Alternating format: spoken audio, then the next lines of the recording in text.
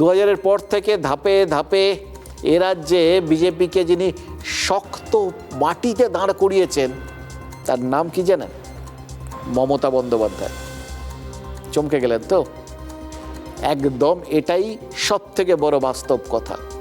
প্রথম কথা হচ্ছে, অটল বিহারীর মন্ত্রিসভায় তিনি যখন রেল বা কয়লার মতো গুরুত্বপূর্ণ মন্ত্রক সামলানোর জন্য জয়েন করেছিলেন, তখনই তো এ রাজ্যে বিজেপিকে জোট সঙ্গী করার কথা প্রকাশ্যে ঘোষণাও করে দিয়েছিলেন।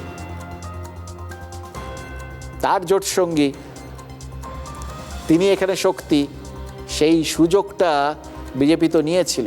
টুকটুক করে তাদের বিভিন্ন যে জায়গাগুলোতে তারা যে পদ্ধতিতে তাদের ডালপালা ছড়ায় সেইভাবেই ছড়াচ্ছিল। দেখুন, মমতা বন্দ্যোপাধ্যায় শ্যামাপ্রসাদ মুখোপাধ্যায়ের জন্মভূমিকে বিজেপির জন্য অনুকূল পরিবেশ তৈরি করে দিয়েছেন, এটা তো বিভিন্নভাবে সেটা প্রমাণিত।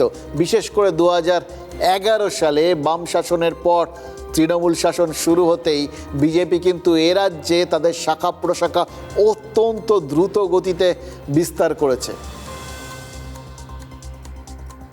এবং সেক্ষেত্রে ধরুন, এর ছোট্ট একটা উদাহরণ দিলেই আপনারা বুঝতে পারবেন।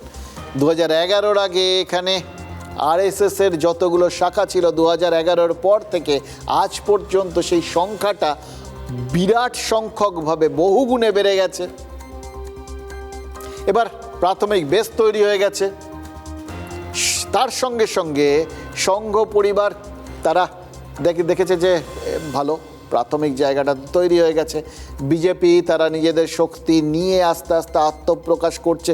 হয়তো সংগঠনটা সেভাবে নেই, কিন্তু বিজেপির ধরনটা সেটা তো তৈরি হয়ে গেছে। একদিকে আরএসএস ছড়াচ্ছে, অন্যদিকে বিজেপিকে শক্ত মাটিতে দাঁড় করানোর জন্য বেশ কিছু তাদের মনোভাবাপন্ন সংঘ, মনোভাবাপন্ন বিভিন্ন সংগঠন, কোনোটা হয়তো ডাইরেক্টলি তাদের সাথে যুক্ত, কোনোটা ডাইরেক্টলি নয়।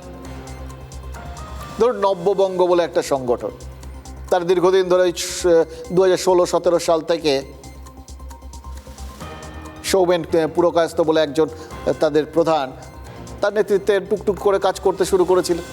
এরকম বিভিন্ন একাধিক সংগঠন তারা কিন্তু বিভিন্নভাবে বাংলায় কাজ করছিলেন।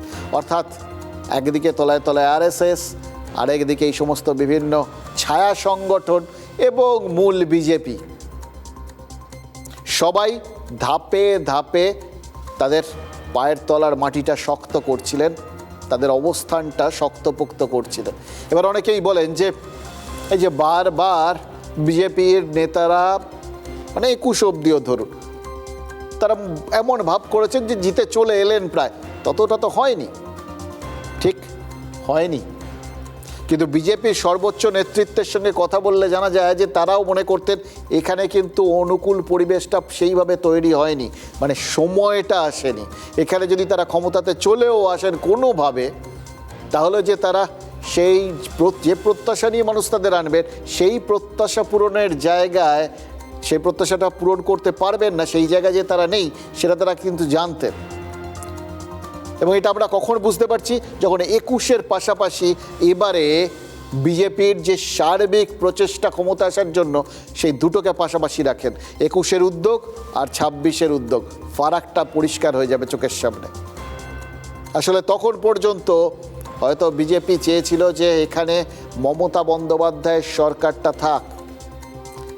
এটা ওই শোকেস, যেরকম শোকেসে কিছু কিছু জিনিস সাজিয়ে রাখা থাকে না, সেটা দেখে আপনার বাইরে জানলা দিয়ে যাচ্ছেন, যে রাস্তা দিয়ে যাচ্ছেন, দেখলেন একটা দোকানের কাচের ভেতরে একটা সুন্দর কিছু সাজিয়ে রাখা হয়েছে, দেখে আপনার ভাল লাগলো, আপনি হয় কিনতে ঢুকলেন অথবা গিয়ে আরেকজনকে বললেন যে দেখেছো ওখানে ওদের দোকানটায় খুব ভালো ভালো জিনিস পাওয়া যায়, আর নতুন এইরকম জিনিসটা দেখলাম না, দুর্ধর্ষ।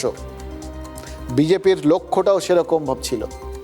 যখন তারা প্রত্যাশা পূরণের জায়গায় আসবেন তখন তো আসবেন, কিন্তু ততক্ষণ পর্যন্ত মানে গোটা দেশের বিভিন্ন জায়গায় তারা বাংলাকে ওই শোকেস হিসেবে ব্যবহার করতেন। দেখো, ওখানে বিজেপি সরকার নেই, ওখানে মুসলিম তোষণ করছে বসে বসে মমতা বন্দ্যোপাধ্যায়ের সরকার। কি অবস্থা হয়েছে রাজ্যটার দেখো। তোমাদের রাজ্যকে যদি তোমরা ওই অবস্থায় নিয়ে যেতে না চাও, আমাদের ভোট দাও। রেখে দেওয়ার মধ্যেও কিন্তু লাভ আছে, এটা রাজনীতি। ফলে আস্তে আস্তে এখানে যেরকম যত বেশি ধর্মীয় মেরুকরণ হয়েছে, বিজেপির পায়ের তলায় মাটি তত শক্তপোক্ত হয়েছে। এবং এখানেই দ্বিতীয়বারের জন্য যত সময় গেছে, মমতা বন্দ্যোপাধ্যায় তিনি কিন্তু তত বেশি করে বিজেপিকে মানে বলা যায় যে ওই বীজ বোনা হয়েছিল তো, তাতে জল ঢেলে তাদের বিভিন্নভাবে হাওয়া দিয়ে তাদের সুবিধে করে দিয়েছে। কিভাবে? দেখুন, কিছু না, সব কিছু ভুলে যান। এই যে শেষ বেলায় ভোটের আগে যে মমতা বন্দ্যোপাধ্যায়ের সেই উক্তিটা, সেই মন্তব্যটা মনে করুন তো, তিনি আছেন বলে বাঁচোয়া, না হলে একটা সম্প্রদায় নাকি জোট বাঁধলে 10 সেকেন্ডে সব তছনছ করে দিত, আরেকটা সম্প্রদায়কে উড়িয়ে দিত। এই মন্তব্য করার পরেই কিন্তু এ রাজ্যের হিন্দু ভোট, মানে যারা খানিকটা দোদুল্যমান থাকেন যে আমরা এরকম মেরুকরণের কথা ভাববো নাকি ভাববো না, আমরা বাঙালিরা সমস্ত ভাবি না, তারা মনস্থির করতে 1 সেকেন্ডও সময় নেননি। তাহলে কীভাবে মমতা বন্দ্যোপাধ্যায় বিজেপিকে ক্ষমতায় আসতে সাহায্য করেছেন বুঝতে পারছেন? ওই হিন্দু ভোটগুলো এইভাবে একজোট হয়েছে বলেই তো এই যে বললাম যে বাড়তি ভোট পড়েছে, এবার হিন্দু ভোটের অধিকাংশটাই একদিকে বিজেপির দিকে গেছে। এবার উল্টো দিকটা দেখুন, মজা হচ্ছে এইটাই। এই যে মমতা বন্দ্যোপাধ্যায় বললেন না যে একটা সম্প্রদায় জোট বাঁধলে তারা এই 10 সেকেন্ডের মধ্যে আরেকটা সম্প্রদায়কে ছাড়খাড় করে দিত। এর মাধ্যমে তিনি নিশ্চিতভাবেই বোঝাতে চেয়েছিলেন মুসলিমদের কথা।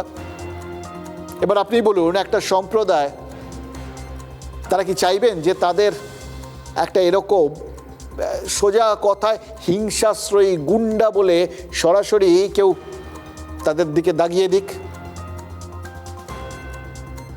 ভেতরে ভেতরে তাদের কি ক্ষোভ হবে না?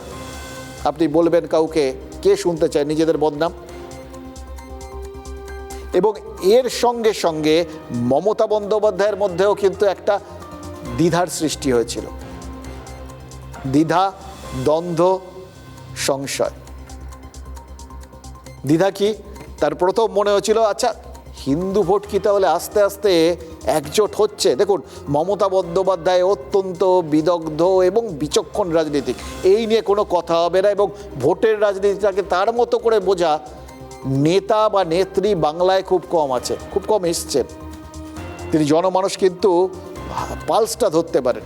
তিনি কিন্তু বুঝতে পেরেছিলেন যে হিন্দু ভোট আস্তে আস্তে একজোট হচ্ছে, এবং সেটা বুঝেই তিনি সেখানে ভাগ বসানোর জন্য আস্তে আস্তে ওই জগন্নাথ মন্দির বা মহাকাল মন্দির বা দুর্গা প্রাঙ্গণ বা কিছু কিছু হিন্দুমুখী তিনি উদ্যোগ নিয়ে, সফট হিন্দুত্ব হয়তো, কিন্তু তার মাধ্যমে হিন্দু ভোটের ভাগ বসানোর একটা চেষ্টা করেছিলেন। কিন্তু এইখানেই তার মনের মধ্যে দ্বিধার জায়গাটা এসেছিল। এটা যখনই তিনি করেছেন তার মাথায় কিন্তু একই সঙ্গে রয়েছে এটাতে আবার মুসলিমরা তার নিজস্ব ভোট ব্যাংক, সেটা চটে যাবে না তো। তাই যতবার তিনি হিন্দুদের কোনো বার্তা দিতে গেছেন সেটাকে ব্যালেন্স করার জন্য আবার মুসলিমদের জন্য কিছু বার্তা দিতে হয়েছে তাকে। এর ফলে তার প্রচেষ্টাগুলোর মধ্যে দ্বন্দ্ব লেগে গেছিল, আর তার ফল হচ্ছে দুটো সম্প্রদায়ের মধ্যেই তার উদ্দেশ্য নিয়ে সংশয় দেখা দিয়েছিল। হিন্দুরাও তার এই উদ্যোগগুলোকে বিশ্বাস করেনি, আর মুসলিমদের মধ্যেও কোথাও গিয়ে এই মনোভাবটা জড়ো হতে শুরু করেছিল যে উনি আসলে তাদের ব্যবহার করছেন। আর এর সঙ্গে সঙ্গে মমতা বন্দ্যোপাধ্যায় যা যা জিনিসগুলো করতে দেবেন না বলেছিলেন সেগুলো সব হয়ে গেছিল। তারা তো দেখেছেন, ওয়াক অফ যে সংশোধনী আইন, সে বিলটা সেটা পাস করতে দেবেন না বলেছিলেন, হয়ে গেছে। এসআইআর হতে দেবেন না বলেছিলেন, হয়ে গেছে। ফলে মমতা বন্দ্যোপাধ্যায়ের ওপর ক্ষোভটাই মুসলিমদের মধ্যেও বড় হয়ে গেছিল। তারাও তাদের মতো করে একজোট হচ্ছিলেন। অর্থাৎ হিন্দু মুসলিম এই যে মেরুকরণ, এর মাধ্যমে বিজেপির রাস্তাটা যে তিনি প্রশস্ত করে দিয়েছেন, তাদের জন্য যে একদম পাকা রাস্তা তৈরি করে দিয়েছেন। দেখুন, এটা কিন্তু মানতে হবে, তৃণমূল সরকারের আমলে প্রচুর রাস্তাঘাট খুব ভালো হয়েছে। তো নিজেই যে পথশ্রী প্রকল্পে বিজেপির জন্য হাইওয়ে বানিয়ে দিয়েছেন, এটা রাহুল গান্ধী সব থেকে ভালো অভিযোগটা করেছিলেন। যতই জোট সঙ্গী হন, তিনি তো পরিষ্কার বলে দিয়েছিলেন, আসলে জোট সঙ্গী তো মানে জহর চিনতে ভুল করেননি। পরিষ্কার বলে দিয়েছিলেন যে মমতা বন্দ্যোপাধ্যায়ের জন্যেই, তার তৈরি করা মেরুকরণের জন্যেই বিজেপির এখানে এইভাবে রাস্তা তৈরি করে নিতে বা ঢুকে পড়তে সুবিধা হয়ে গেছে। এইটাই হচ্ছে সব থেকে মুশকিল, এই ধর্ম বা এই ধরনের স্পর্শকাতর বিষয় নিয়ে রাজনীতি করার। কারণ এটা আসলে বাঘের পিঠে চড়ার মতো। যে বাঘের পিঠে তিনি চড়েছিলেন, সেই বাঘের পিঠ থেকে নামার উপায় ছিল না তার, এবং মাঝখান থেকে তাকে ঘিরে ধরেছিল দ্বিধা, দ্বন্দ্ব আর সংশয়। अगर ममता जी